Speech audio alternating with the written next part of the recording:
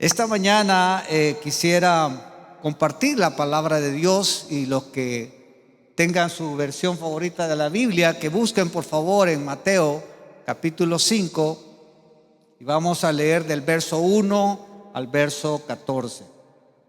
Así que por favor, si usted no trajo su Biblia o no quiere buscarlo, igual vamos a estar proyectando estos versículos. Bueno, es emocionante escuchar esos cantos y poder disfrutar el significado de esas letras, ¿sí? Porque en nuestro corazón, cuando cantamos una canción, se convierte en algo maravilloso que podemos entregar directamente a nuestro Dios. Y me ha ministrado, y yo digo, realmente no hay casualidades, porque esta mañana han cantado dos de mis cantos favoritos. ¿Sí? Ese canto que habla acerca de la fidelidad de Dios, ¿verdad? Es maravilloso. Y exáltate, Señor, ¿verdad? En tu trono. Es maravilloso. Y cada vez que escucho esos cantos, para mí son cantos maravillosos. Y principalmente este que habla acerca de la fidelidad de Dios. Pero bien, déjenme ponerlos un poco en el contexto. Y es que el pasado 2 de abril, esta semana, el día miércoles, estuve cumpliendo 34 años de ser creyente, ¿sí? Y para mí realmente ha sido de ponerme reflexivo y pensar todo lo que ha ocurrido durante estos 34 años. Y durante 34 años yo puedo decir que es como una colección de hechos, hermanos, que si yo se los comentara un día, usted diría, no puedo creer que todo eso haya pasado, ¿verdad? Porque son cosas sobrenaturales inclusive, que Dios me ha permitido ver, ¿sí? Y yo quisiera que pusieran la primera diapositiva. Tengo una foto por ahí un tanto interesante. Y esta foto fue tomada justo hace 34 años con 3 meses. Es decir, en esa época no era creyente. Pero déjeme contarle un poco el contexto de esta foto. ¿Alguna vez a usted le han dicho que está salado? ¿A quienes nos dicen que está salado? Está salado porque lavó el carro, ¿verdad? Y cuando salió a la calle, la lluvia, los jocotes, y se le quedó hecho un desastre, ¿verdad? O aquel chico que estaba, por fin consigue la cita con esa muchacha que le gusta tanto, y a la hora de las horas ella le habla para decirle que volvió con su ex. Está salado, ¿verdad? Y así pues en el contexto latinoamericano decimos que estar salado es sinónimo de tener mala suerte, ¿sí? En esa época yo era un salado, ¿sí? Mis compañeros médicos decían de que los turnos conmigo eran insufribles, porque si yo estaba, por ejemplo, en la emergencia, llegaban tantos pacientes que al rato ya estaban llenos todos los servicios. Hubo una ocasión en que una compañera bajó, ¿verdad?, a la emergencia en el Hospital San Juan de Dios de Santa Ana, y puso un amuleto, una receta con una escoba, un búho y no sé qué otra cosa, ¿verdad? ¿Y eso qué es? Le digo, que está salado, me dijo. Te voy a poner este amuleto para ver si así ya dejas de ingresar tanto paciente, ¿verdad? Claro, era un montón de trabajo, ¿sí? Pero el contexto de esa fotografía, hermanos, es que esto fue tomada en el hospital de San Francisco Gotera, ¿sí? Y fue una cesárea, ¿sí? Casi en la madrugada, como estaba salado, me tocó turno, ¿verdad? El 31 para amanecer el 1 de diciembre, ¿sí? Y estaba tan salado, hermanos, que aparte de que había sido un turno bien complicado, llega esta señora con un problema de sufrimiento fetal. Bueno, para no hacerles tan largo el tema, el niño tenía peligro de morirse, ¿sí? Porque casi ya no se le oían los latidos. Tuve que convencer al anestesiólogo, porque yo, sin ser un ginecólogo, iba a hacer una cirugía de esa envergadura. Y el tema era que lo terminé convenciendo, porque o hacía yo la cirugía o se moría el bebé, porque ya no iba a haber chance de trasladarlo a San Miguel. El punto es que hicimos esa cirugía. Y como buen salado, hermanos, cuando logramos abrir, déjeme decirle que una vez uno comienza la cirugía, que el anestesiólogo le dice ya puede empezar a intervenir, uno solamente tiene 10 minutos para poder sacar al bebé sin que le pegue la anestesia. Si no, sale todo deprimido el niño, ¿sí? Y peligroso y se muere. Pero al final, hermanos, sacamos al bebé. Pero bueno, cuando abrimos, hermano, curioso, fíjese que ya tenía una cesárea anterior y el útero, en el lugar de estar en su posición normal, estaba de lado. O sea que lo primero que yo vi fueron las trompas y el ovario, que debían de estar por un lado, estaban arriba. Entonces, para sacar al bebé tuve que hacer un montón de maniobras. Mire, hermano, fue una cirugía buenísima porque salieron bien el niño, ¿verdad? Y la mamá, ¿sí? Pero complicada porque los guantes que usábamos en esa época eran de mala calidad y me tocó buscar en el campo quirúrgico que no quedaran los pedazos de guante, porque cuando yo sentí estaba con las manos desnudas. Bueno, fue tan espectacular el tema, hermanos, que a pesar de las limitaciones que habían, todo salía bien, ¿verdad? Y claro, hermano, usted no puede imaginar el contexto de lo que yo estaba haciendo, ¿verdad? Porque en esa época estábamos en plena guerra y en aquel sector, hermano, es donde más pegaba la guerra. Ahí vi todavía los últimos casos de sarampión, vi a una niña morirse de sarampión. Ahí vi unos diagnósticos bien raros, hermano, extraños. Ahí vi privados de libertad, que en aquella época el penal de Gotera era el de máxima seguridad, y a veces llegaban un montón de casos, ¿verdad? Y yo le pregunté a un señor que tenía incontable cantidad de agujeros en todo su cuerpo. ¿Y qué le pasó? Le digo yo. No, mis amigos, me dijo, me hicieron esto. Bueno, sus amigos, ¿y por qué se lo hicieron? Porque a mí me llegaron a visitar y a ellos no, me dijo. El tema es, había cualquier cantidad de casos crueles, difíciles.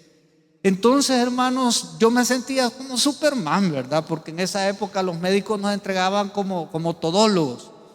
El tema es que nadie se nos tenía que morir. Y Dios en su misericordia nos acompañó, hermano. Yo no sabía nada de eso porque yo no era creyente. Y yo creía en Dios, pero decía hasta cierto punto. Porque mientras yo no sepa exactamente por qué Dios permite tanta maldad, por qué Dios permite que una niña inocente se muera siendo un Dios de amor, y así un montón de preguntas que cuestionaba y decía, me gusta escuchar las prédicas porque ya había empezado a escuchar o ver por la televisión algunos mensajes y me gustaba. Y decía, esto es como una especie como de muleta psicológica para uno tener una buena idea y irla llevando bien en la vida. Pero mientras esa muralla, esa pared que yo había levantado de cuestionamientos acerca de Dios no se derribaba, yo simplemente iba a seguir ocupando la religión como una manera de sobrellevar la vida, ¿sí? Pero el 2 de abril de 1989, yo estaba a punto de realizar un viaje. Llegué como de costumbre a un lugar que solía frecuentar y el predicador empezó a dar un mensaje donde él saltaba de un lado a otro de la Biblia. Y cada vez que él abría y leía un versículo, prácticamente sentía yo que el mensaje era para mí y que cada versículo que leía era una respuesta a todas esas interrogantes que me impedían poder tener una relación más cercana con el Señor. Eso fue espectacular, hermano. Cantando cantos no tan lindos como los que han interpretado Transformation Worship, sino que unos cantos más sencillos. Yo sentí algo que el Señor puso en mi corazón acerca de lo que ese día iba a ser.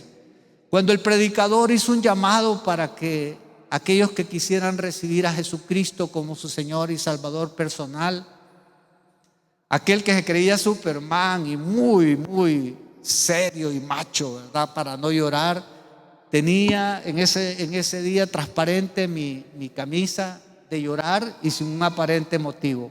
Y cuando hizo él el llamado, adivinen quién era el primero que iba casi que corriendo a decir, yo quiero recibir a Cristo. Fui yo, hermano. Fui yo, y ese día comenzaron estos 34 años de ver cosas maravillosas e increíbles. Bueno, ¿y esto qué tiene que ver con el mensaje? Porque ese 2 de abril, hermano, yo me convertí en sal. Dejé de ser salado y me convertí en sal. Y ahora les explico qué quiere decir esto. Entonces, si tiene por ahí usted la palabra de Dios, prepárese para leer. Les pongo en el contexto entonces ahora de ese pasaje bíblico. Este pasaje es conocido como el Sermón del Monte, y ya va a ver por qué, ¿verdad? Porque fue predicado por el Señor Jesús en el monte. Y créanme que para el contexto del dominio del Imperio Romano en esa época, este mensaje realmente iba a ser contrastante con la manera de pensar y de vivir en aquella época, ¿sí? Cuando usted lee la historia acerca del Imperio Romano, una de las descripciones de la manera de funcionar del imperio era que eran autócratas. Es decir, ellos no andaban pidiéndole permiso a nadie, sino que iban directo. Eran, ¿cómo decirle? Hasta crueles, ¿verdad? Entonces, lo que vamos a leer ahorita es un discurso que posteriormente, ¿verdad? Y sin saberlo, iba a transformar totalmente el Imperio Romano e iba a desaparecer el politeísmo que existía en esa época, o sea, la adoración a múltiples dioses, por conocer el verdadero Dios, al único Dios verdadero.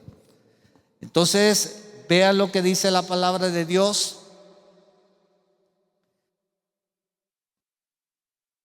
Entonces dice: cierto día, al ver que las multitudes se reunían, Jesús subió a la ladera de la montaña y se sentó. Sus discípulos se juntaron a su alrededor.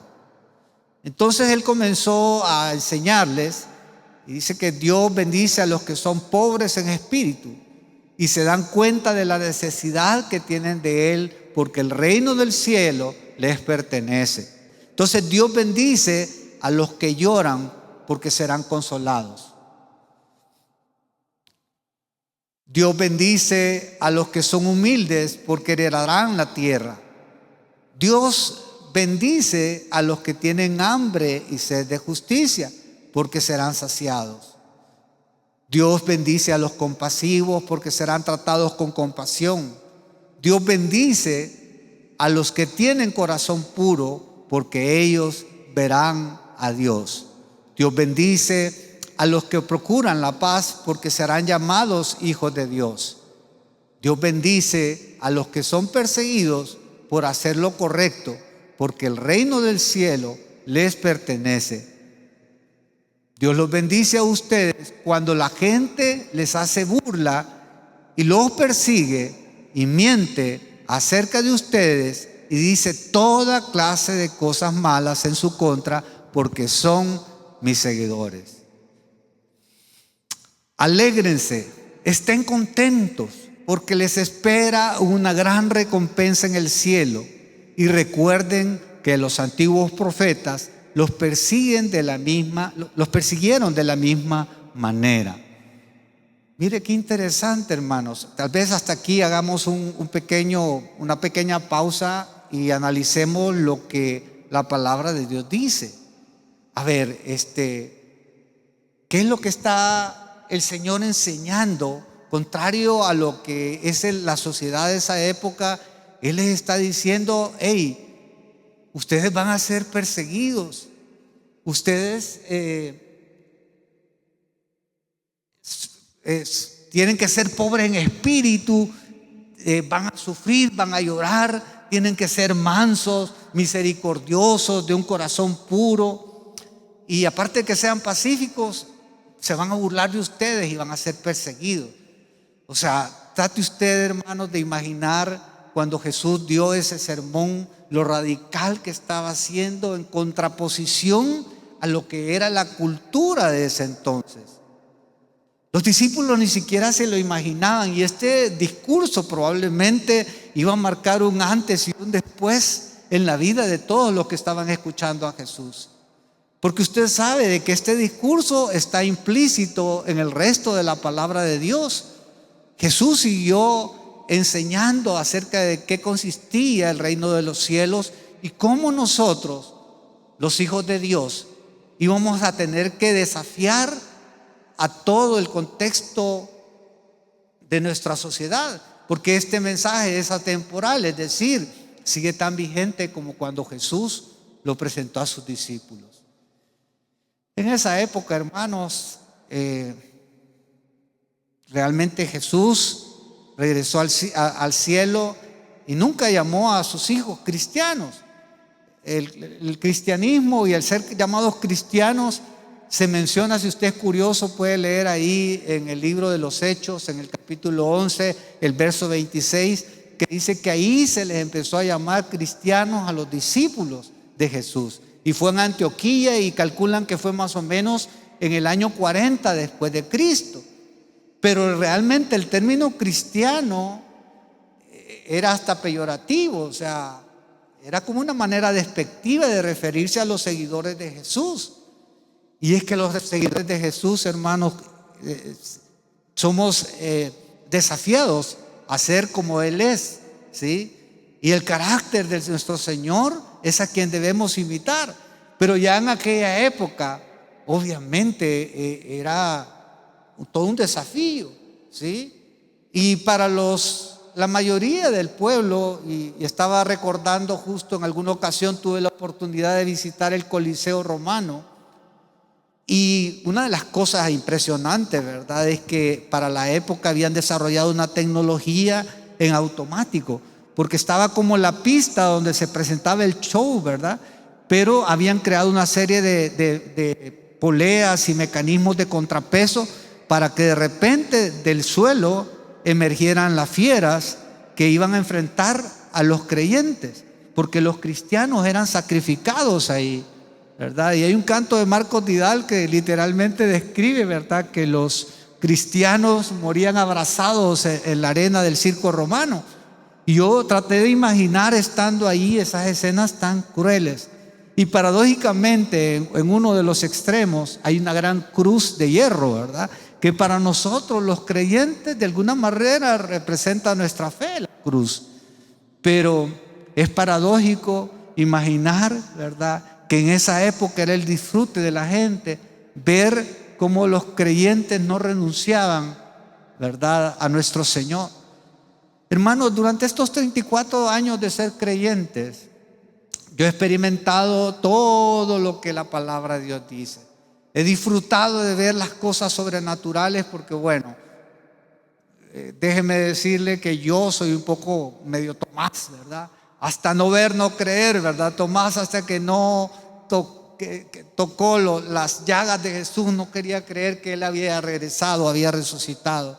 Y yo soy medio tomasillo, hermano. Yo, método científico, ¿verdad? Medicina basada en evidencia, ¿verdad? Pero el Señor me ha desafiado, ¿verdad?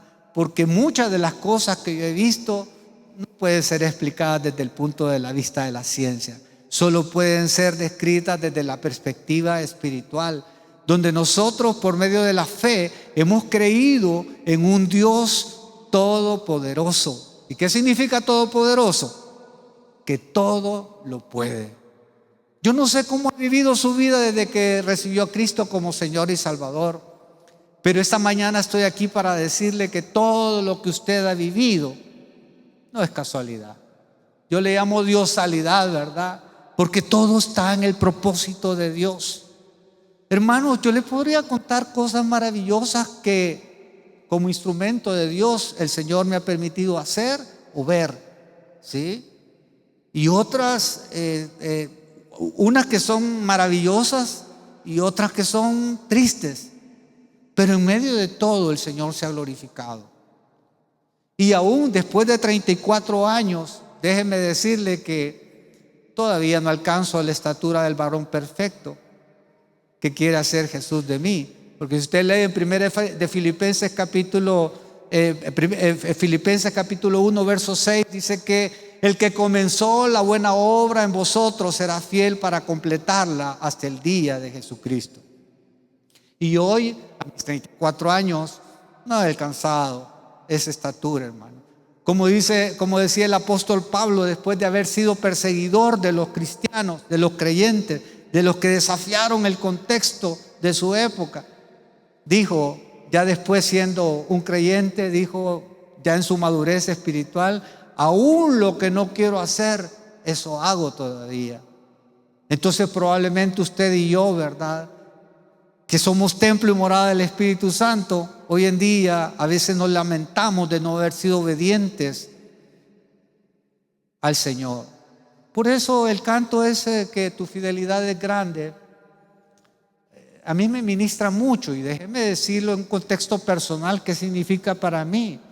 Es que yo he llegado a entender, hermanos, que no es por mi fidelidad hacia Él, sino es por su fidelidad hacia mí, por su gran amor, por su gran misericordia.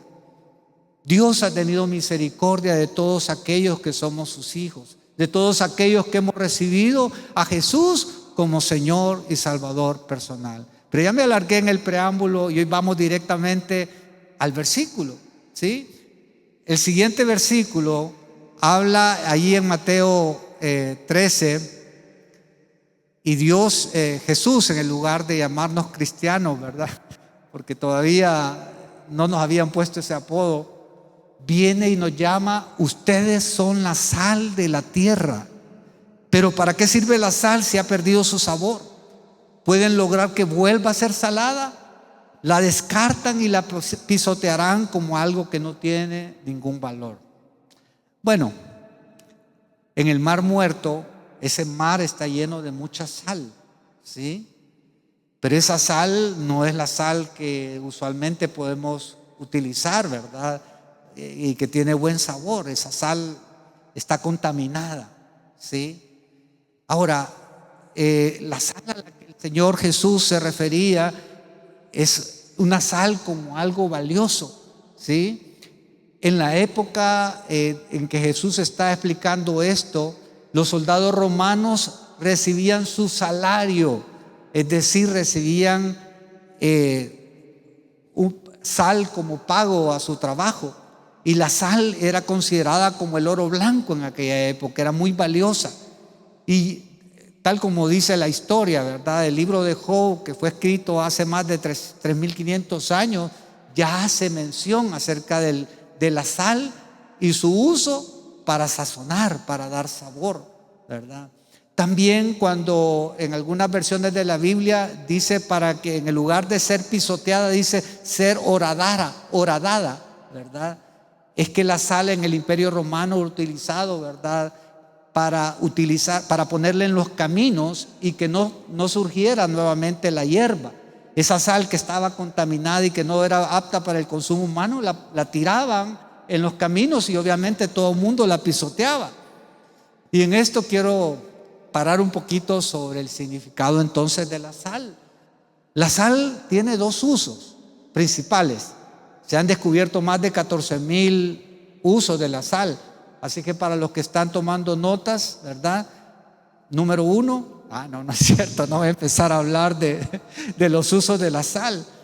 Pero realmente en la época de Jesús, donde no había refri, la carne, el pescado se salaba y de esa manera podía durar más tiempo.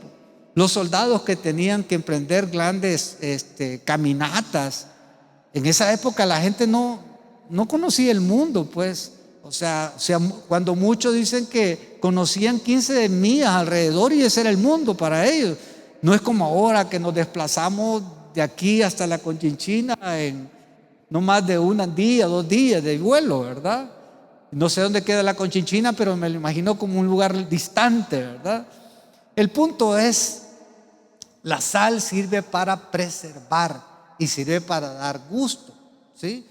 Hay muchos usos, ¿sí? Me estaba dando cuenta hace poco que, bueno, por favor, este es un comentario solo para las hermanas, ¿verdad? Si usted tiene hijos adolescentes, ¿verdad?, y los tenis, cuando ellos los quitan, tienen mal olor, usted les puede poner un poco de sal, ¿verdad? Y al día siguiente le sacude la sal y van a ver que muchos de esos malos olores habrán desaparecido, ¿sí? Si a la leche usted quiere que le dure un poquito más, le pone unos granitos de sal y eso hace que dure un montón, ¿sí?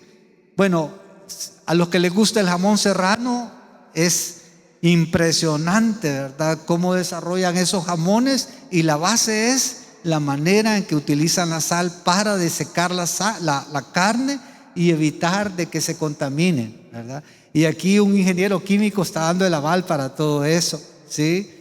Y es que el cloro, hermano, la sal, el nombre químico es cloruro de sodio.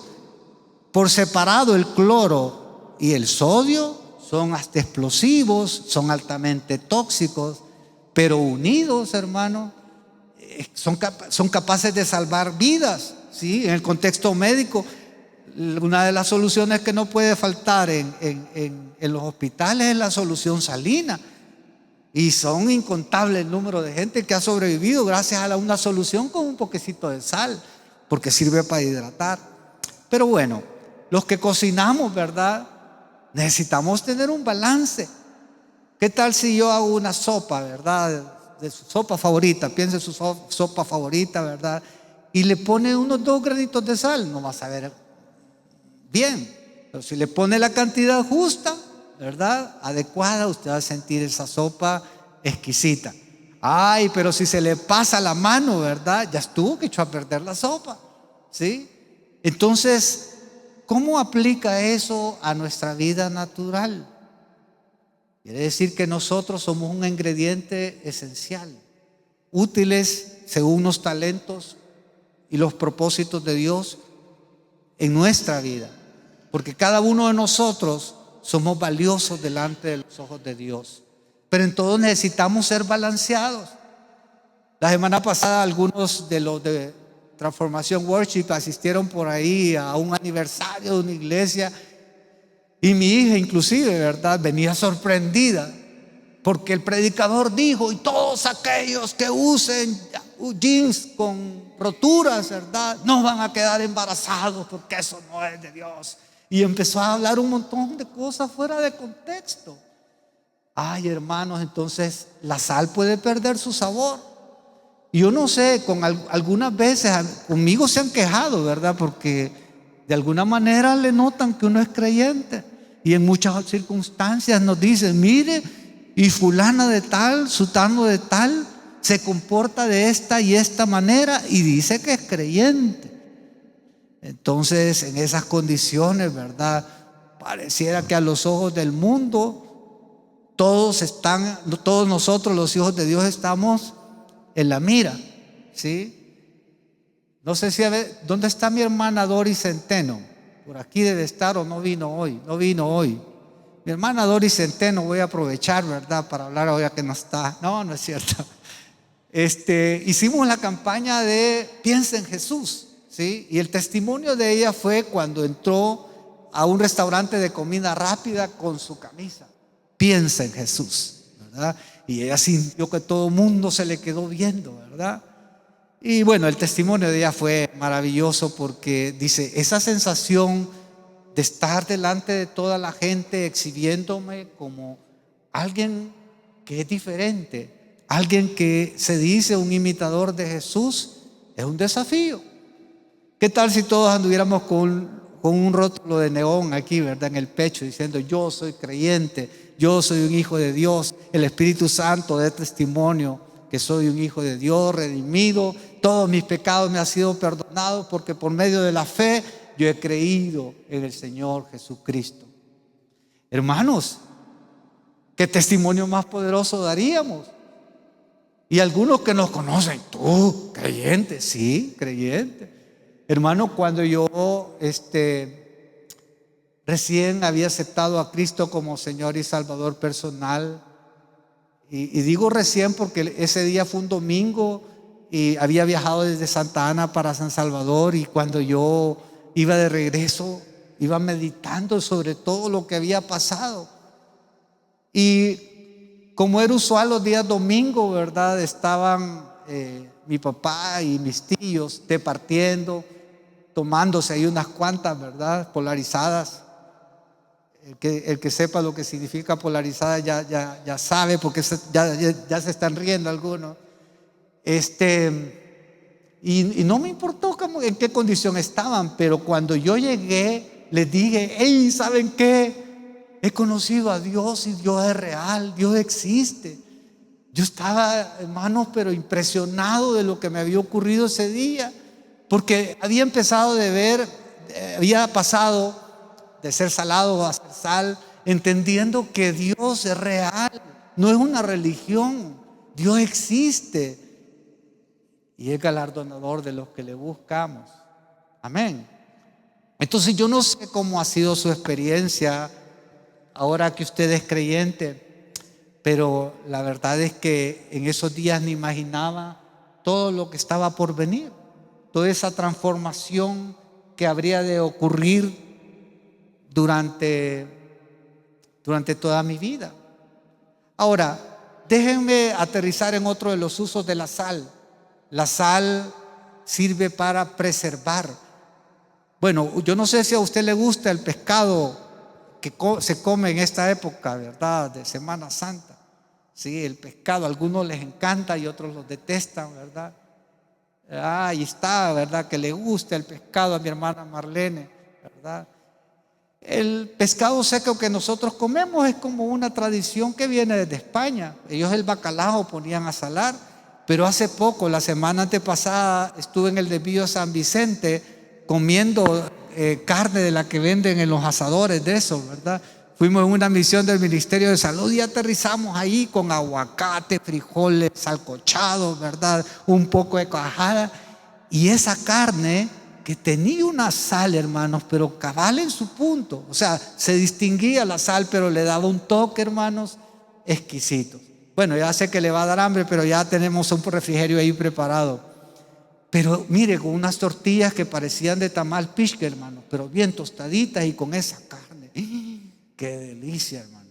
Y exquisito. La sal sirve entonces para preservar. Mire, ahí tengo una definición. Si me ayudan, por favor, ¿qué es un preservante? Dice, es una sustancia que se añade a los alimentos para evitar la descomposición debido a cambios químicos o a la acción bacteriana. Y la siguiente, por favor. Entonces quiere decir que nosotros somos los preservantes del mundo. Vea que en la perspectiva de Dios hay algo que el Señor Jesús nos quería mostrar. Y quiere decir que nosotros somos los que preservamos al mundo. Esa amabilidad, esa manera en que nosotros expresamos el amor de Dios, nos hace distinto. Tiene que distinguirnos en el día a día. Hermanos, yo me pongo a pensar en términos escatológicos, ¿cómo va a ser el rapto de la iglesia?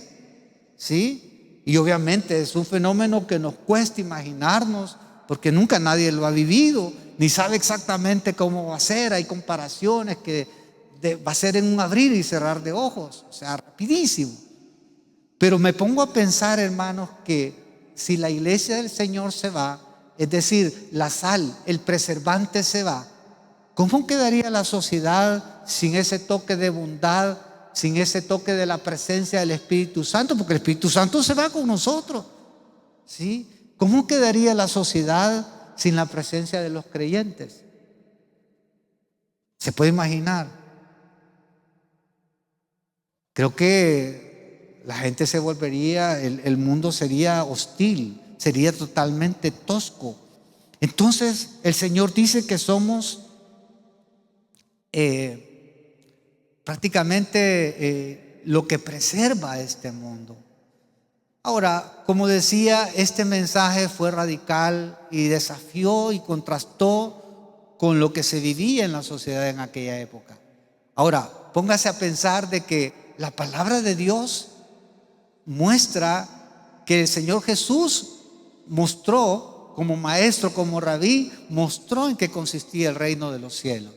Vea lo que dice en el capítulo 13 de San Juan, en los versos 34 y 35. El Señor también siguió enseñando en otras partes de la Biblia. Se muestra cómo el Señor enfatizó lo que había predicado en el Sermón del Monte. Y dijo, así que ahora les doy un nuevo mandamiento: ámense unos a otros, tal como yo los he amado. Ustedes deben amarse unos a otros. Imagínense qué impresionante, ¿verdad? Porque ese es parte del desafío de nuestro diario vivir: aprender a amarnos los unos a los otros, aprender a ser diferentes a como el mundo nos orilla que seamos. Este mundo no es nuestro hogar, nos orilla a ser egoísta, nos orilla a hacer muchas cosas que realmente están en contraste con lo que el Señor nos enseñó. Y en el 35 dice: el amor que tengan unos por otros será la prueba ante el mundo de que son mis discípulos. Hermanos, usted y yo olemos a Cristo. La presencia del Espíritu Santo mora en cada uno de nosotros.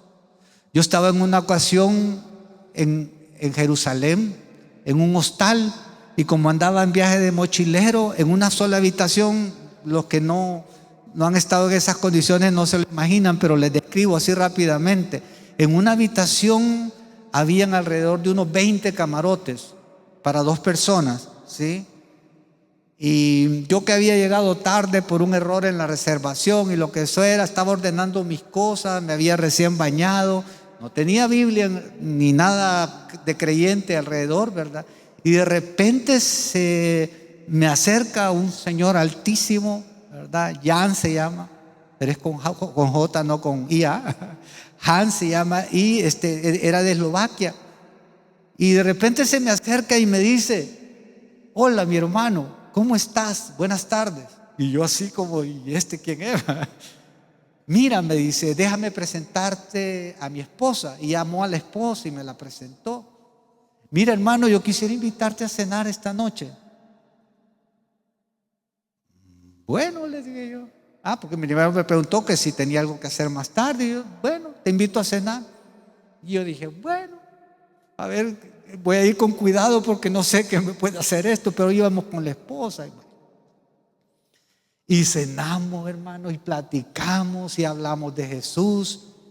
Y al final, hermano, déjenme decir que en Jerusalén ahí hay gente, no solamente cristianos, ahí anda musulmanes, y no todo el mundo anda pensando en lo que podríamos pensar los creyentes estando en ese lugar.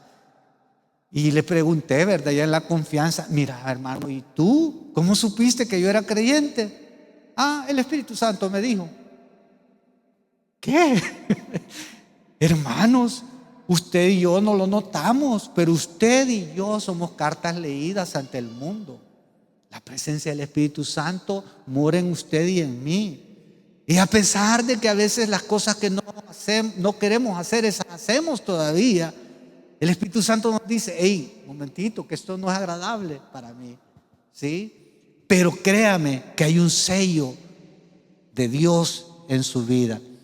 Y finalmente, déjenme buscar también este versículo en Gálatas capítulo 5. Yo sé que es un versículo bien conocido, pero qué maravilloso, hermanos, es pensar en el fruto que produce el Espíritu Santo en nuestra vida. Porque cuando usted, y yo no sé en qué condición usted aceptó a Cristo como su Señor y Salvador, pero independientemente de las circunstancias, del tamaño de su fe, usted decidió creer en Jesús. Y ese momento, hermano, usted se convirtió en la sal de la tierra, ¿sí? Porque dice la palabra de Dios que usted vino a ser templo y morada del Espíritu. Y del Espíritu Santo, hermano. Es decir, su espíritu humano entró en comunión con el Espíritu Santo. Y el Espíritu Santo es el que nos va guiando para alcanzar la estatura del varón perfecto. Ahora, a mí me gusta esta porción de la palabra porque refleja precisamente la estatura del varón perfecto. Antes de yo conocer a Cristo como Señor y Salvador, me sentí un hombre bueno. Me echaba 2 que 3, pero no había problema porque yo no le hacía daño a nadie, decía yo. Y según mis propios estándares, como yo no le hacía nada mal a nadie, yo era una buena persona. Pero cuando nos comparamos, hermanos, con el estándar de nuestro Dios, o sea, si nos vemos en el espejo de los 10 mandamientos, ¿verdad? Déjeme decirle que las evaluaciones de Dios no es que si usted pasa con 6 y raspado ya pasa. En los estándares de Dios o cumple o saca 10 o no pasa, ¿sí? Pero esa era la ley. Ahora, por medio de Jesús, hermano, usted tiene la oportunidad de pasar el examen aún sin haber estudiado, ¿sí? Y esto es el fruto del Espíritu. ¿Qué trae consigo el que Dios nos convierte en sal? que nos convierte en sus hijos. Trae el fruto del Espíritu. ¿Y qué es eso del fruto? No son los frutos, es el fruto, es un único fruto. Y ese fruto es el carácter de Cristo en su vida. ¿Y qué produce? Dice, en cambio, la clase de fruto que el Espíritu Santo produce en nuestra vida es amor, alegría, paz, paciencia, gentileza, bondad, fidelidad. ¿A qué clase de sal quiere el Señor que seamos? Y el 23 dice, continúa diciendo, humildad y control propio. No existen leyes contra esas cosas. Hermanos, miren qué gran desafío tiene Dios para nosotros. Que a través del Espíritu Santo Él nos está permitiendo vivir vidas extraordinarias, donde el Señor va transformando nuestro día a día para convertirnos en ese condimento que le da sabor a este mundo. Nos va convirtiendo en la clase de preservante que este mundo necesita. En el verso que continúa en Mateo 14 y 15 y 16, dice que además de ser sal, nosotros somos luz. Yo no sé si alguna vez, si usted no tiene luz de esas que ponen, ¿verdad? En la noche, en su cuarto, por más que se sepa, ¿verdad?, dónde están las cosas en su cuarto, si está oscuro, más de alguna vez, hermano, nos damos en la chimpinilla, ¿verdad? O nos lastimamos porque en la oscuridad, hermano, pero no va a ser una pequeña luz. Inclusive el celular, agarra usted y ya no se cae, ¿verdad? La oscuridad se va cuando llega la luz. Y dice la palabra de Dios, continúa diciendo Jesús en el Sermón del Monte, ustedes son la luz del mundo, como una ciudad en lo alto de una colina que no puede esconderse. En el 15 dice, nadie enciende una lámpara y luego la pone debajo de una canasta. Bueno, algunas traducciones dicen, nadie la pone debajo de un almud. Y almud eran unas cajas de madera que se utilizaban para medir los cereales. Entonces imagínese usted siendo luz con un cajón encima, ¿sí? Eso no puede ser.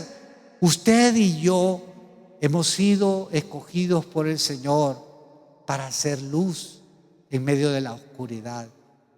El Señor presentó este mensaje en medio de una gran cantidad de desafíos, pero créame que los que le escucharon fueron capaces de transformar el mundo y lo siguen transformando hasta hoy por todo lo que hicieron.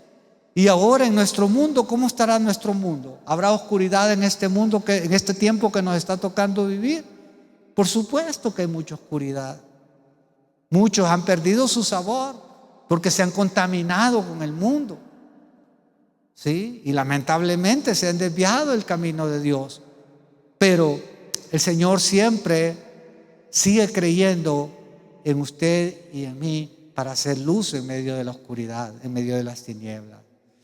Entonces, cuando hay una luz, hermano, uno procura ponerle en el lugar donde más pueda brillar.